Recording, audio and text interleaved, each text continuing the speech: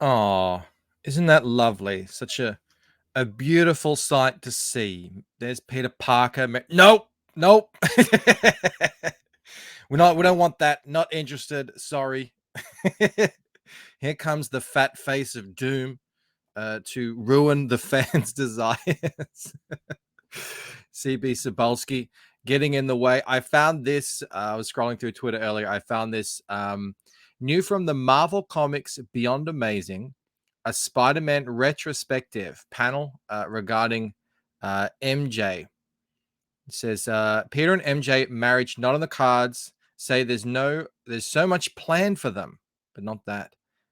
Like a Mary Jane and Black Cat story, and Mary Jane explored within the X-Men. I've got no idea what that is about. Check out these quotes here. The thing with Peter Parker is that he always has to be relatable, says CB Sobolski. I guess that means no marriage and no kids. With Peter, it's something we have to handle really delicately. Is it? I seem to recall that it was going along just fine for a long time. But anyway, getting Peter married or having a family is something that Marvel has no interest in. Why does this matter? Why does any of this? Why am I even talking about this? I don't know if you guys know this, but Peter Parker, Spider-Man, that's what got me into comic books all those years ago. My goodness, is that 30 years ago? It is. I was 12. Oh my God. 1992. What a fantastic time for Spider-Man. Okay, so here's what happened at this panel. A fan asks if there's hope for Peter and Mary Jane. Spider-Man and Peter Parker is an inspiration for responsibility. What an excellent observation of the defining character trait of Spider-Man, taking responsibility. They say, adding that there's no greater responsibility than being a parent. I like the cut of this fan's jib. I myself am a parent. I encourage everyone else to be parents. It really is the greatest thing you can do, I believe, for all of us. Who here wants, I can imagine him turning around. Who here wants Peter and Mary Jane to get married? Woo! And the crowd, they just jump up. Yeah. Woo!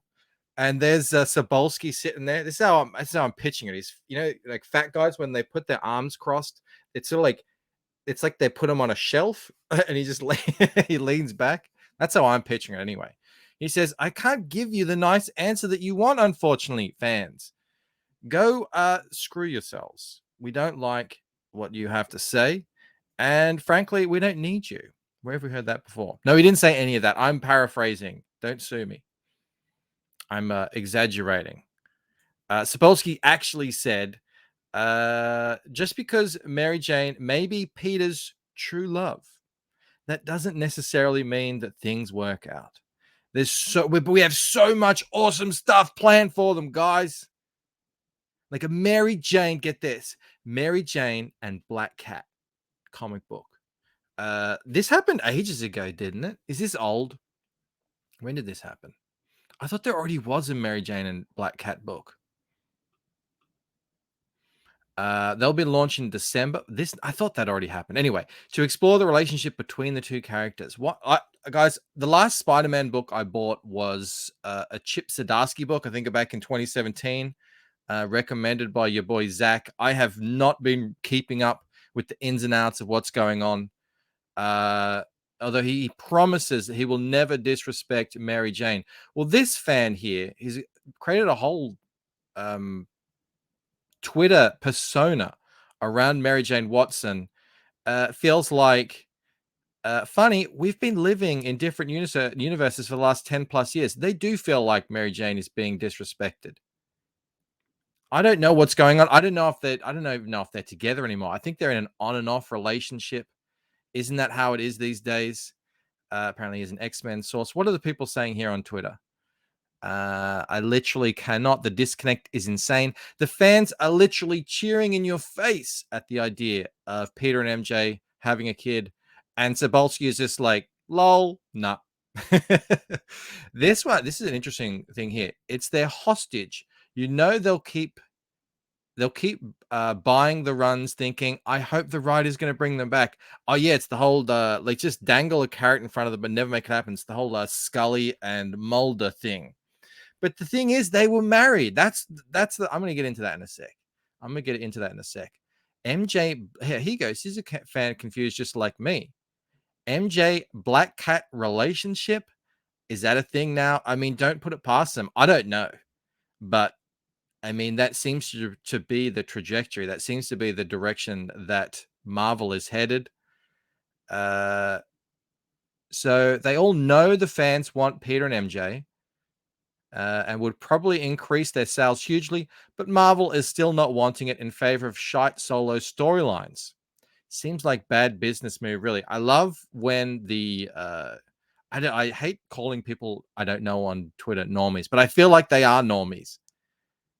I love to see them grumble, and everyone will.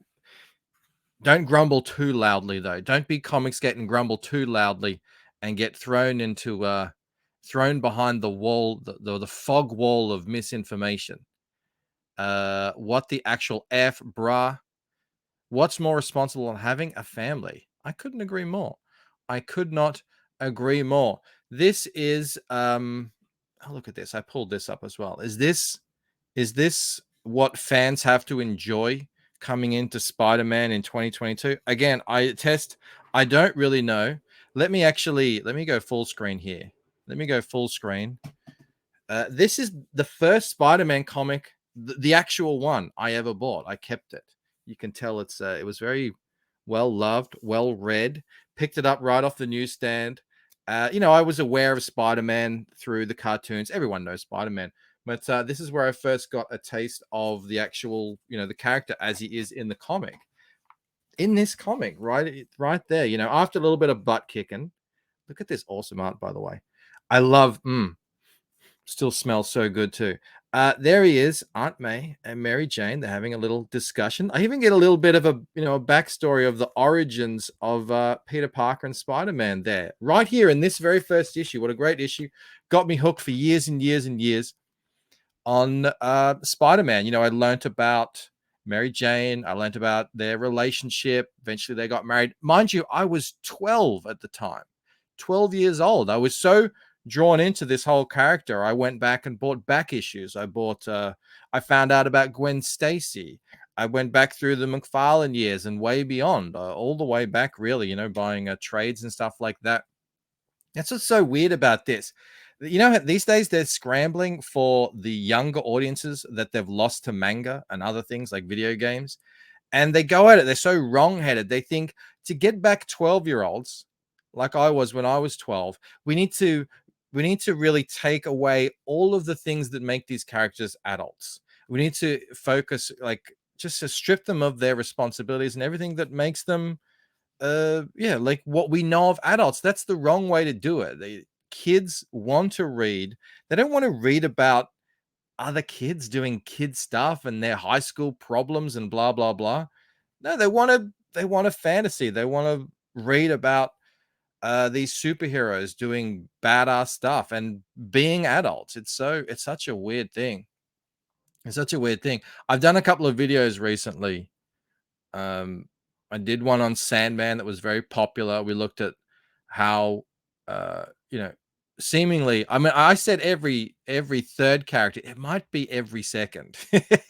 Every second character in that TV show is gay. Now, there were gay and non-binary, trans, whatever you want to call it, characters in the comic, but in the Netflix adaptation, it's just like turn it up to 11, and you got to read through some of the comments in that video. It's even you've got gay people in there saying like, "Oh, I wish it was like this." It's not. Trust me, this is not real life. We did a video before that, I think, where we talked about the ginger side, which is something. I love that name. Where they turn every red-headed character. That actually happened to Mary Jane, even though it's it's MJ. It's not Mary Jane. I can't remember what her name is. She's just MJ in the Spider-Man movies. But and now also as well, I mean, you kind of have to be living under a rock to not notice the way that marriage and family and kids and that's kind of responsibility is portrayed in mainstream media, and that includes in current mainstream comic books. It's a sad state of affairs. Going back to that Sandman adaptation as well, the way they represent the majority of straight, you know, marriages and everything. At one point, they even say, "Oh, what do straight men do in marriages?" And the girl's like, "Oh, they cheat." There's lots of abusive husbands beating up their wives and all. It's this. It's I know it's like we got to ramp up the drama, show the extremes or whatever. But I mean, it seems it. You got to ask yourself the question. Okay, are these things by themselves, no big issue, but you got to look at, like, you stack these things all together. How many grains of sand do you need before you realize you're standing in front of a giant mound, a dune, a desert of sand? Like, it's just, it seems it's never ending.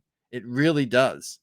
And this whole world outside your window idea of Peter Parker. Look at him there, the everyman. Is this what's being portrayed? I mean, like this fan here is, you can see the frustration in their words right there. And that fan was right. Spider-Man is all about responsibility. And what is if Spider-Man is indeed the world outside your window everyman superhero, what it just makes sense. What better, what more responsibility? It's the ultimate responsibility is to become a family man, have kids. But that's hard. I get it. That is hard. Right? It's hard to write. Are these guys lazy? Are they wrong-headed? Do they just hate the fans? I don't know. You guys decide. As for me, I think I'm beginning to think there needs to be an expiry date on some of these characters. Like, these characters have been around for a very long time now. I just think they don't know what to do with them anymore. They're scrambling, they're uninspired, and yeah, they're certainly not whatever they're making. It doesn't seem to be for the hardcore fans of the show. But that's not what we do here. That's not what we do in Comicsgate. Check out Comicsgate,